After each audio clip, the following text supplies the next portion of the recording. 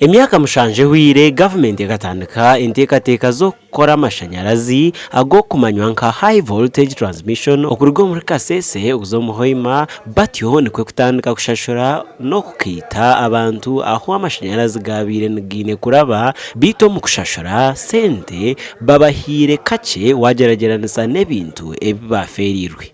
Okushashura abantu aba sente nkye kizire kumanywa nyamwabaziyo omu rukiiko orubiire rugenderire kureba okwa Abatuura barukwatamu amashanyarazi aga kandi orubiire rutebekanisibwe aba Uganda Electricity Transmission Company Limited. Hakaba bagapimamo hakajyamo igikondo nk'abanyombetseho bagakwata n'inzu. Ubwo nagire kuriya kayanja tugiye guseninga uriya ubera ari kuseningisha yanga ngo ni sayiningira miliyoni 25. Ubwo nagiye gukwata sente bama miliyoni 2.5.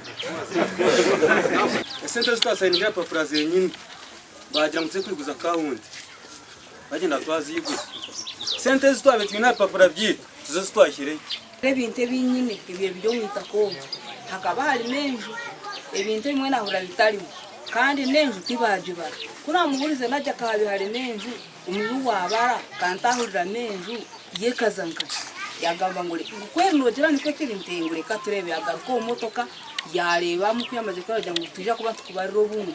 We Robert Kakuru okuruga omu Uganda Electricity Transmission Company Limited omukugarukamu Abatuura abamanyise ngu naza kutwara enshonga zabo omu kitongore. So hati ekikunoga kayo tukacekinga abo mukababarira zinga era kinani nshaba ninza kubahe namba yanje hari aba bantu babiri ko tizize kureba system na nyenda LC wabo maybe until next week ngenda kuza kuchecking mu system ndebe bakambarira zingai kugira ngo turebe si afune zani zo ziri nkai aferiye ati mukigendo hompola inwe aba youth okira munaba kwetaga kusisa ebintu ebituteire mu sente ojja kusasula bilioni tukyola tukusubira emyaka ingaha 15 mukiyategereza ekyo.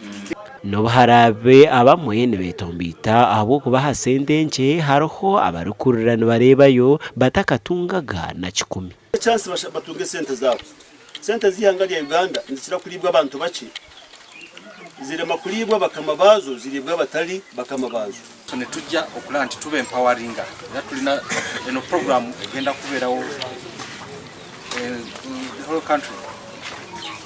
country to empower okwempoweringa abantu ababulijjo okulanti kwatira wamu ne security okuprotectinga infrastructure y'amasanyalazi.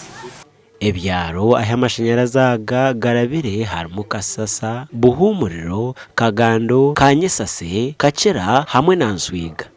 Gashakwa Daniel Bingana.